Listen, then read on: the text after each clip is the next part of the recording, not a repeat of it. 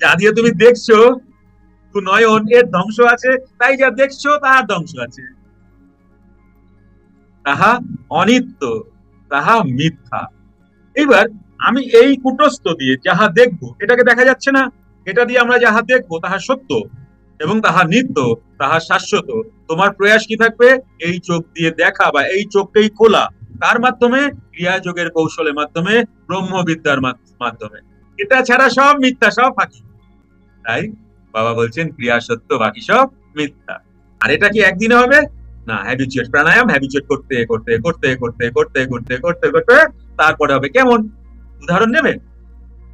তোমার যে বহির্মুখী, আমাদের যে বহির্মুখী শ্বাস প্রশ্বাস, এই শ্বাস প্রশ্বাস প্রাণায়াম করতে করতে করতে করতে করতে করতে করতে করতে করতে করতে করতে করতে করতে করতে করতে করতে একদিনকে তোমার অন্তর্মুখী হয়ে যাবে। কেমন? এক গ্লাস